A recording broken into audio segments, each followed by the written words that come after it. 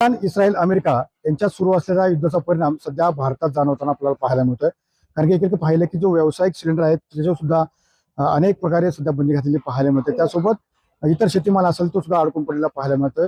त्यासोबत आता मी आलो चाकण येथील कृषी उत्पन्न बाजार समितीमध्ये. या ठिकाणी पाहतो की सध्या जे कांद्याची निर्यात आहे ती ठप्प झाल्यामुळे या ठिकाणी मोठ्या प्रमाणामध्ये जी कांद्याची आवक आहे ती वाढलेली पाहायला मिळते. त्याचाच परिणाम सध्या या कांद्याच्या दरावरती पडलेला आपल्याला पाहायला मिळतोय. मोठ्या प्रमाणामध्ये बाजार समितीमध्ये कांदा या ठिकाणी आलेला आहे.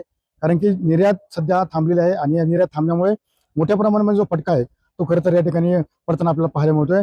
आपल्यासोबत काही व्यापारी आहेत. मला सांगा की सध्या इस्रायल युद्ध सुरू आहे, त्या ठिकाणी युद्धाचा काय परिणाम सध्या बाजार समितीवर होतोय, कांदा बाजारमध्ये होतोय? युद्ध सुरू असल्यामुळे चाकण मार्केटला कांद्याची आवक मोठ्या प्रमाणात आहे.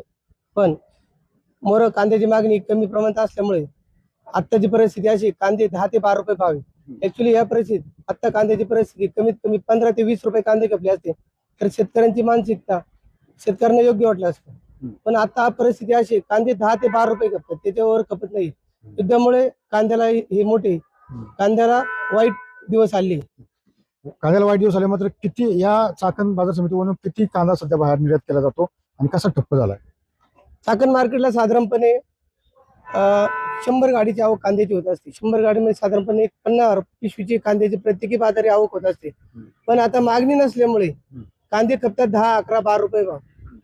त्याच्यामुळे शेतकरी पण नाराज आणि व्यापारी पण नाराज. सध्या निर्यात बंदी आहे, मात्र हा कांदा किती दिवस टिकू शकतो, काय याचा शेतकऱ्यांना आहे?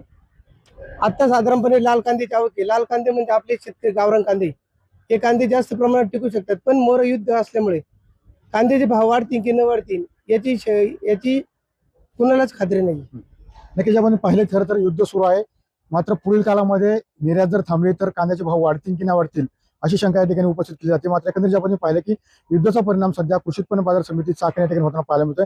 कारण की अनेक शेतकऱ्यांचा जो कांदा आहे तो या ठिकाणी आलेला आहे, मात्र बाजारभाव मिळत नाहीयेत, कांद्याची आवक वाढली आहे, असे थेट प्रश्न सध्या शेतकऱ्यांसमोर आलेला आपल्याला पाहायला मिळत आहे. त्यानंतर कल्पेश सुनील, TV9 मराठी, चाकण, पुणे.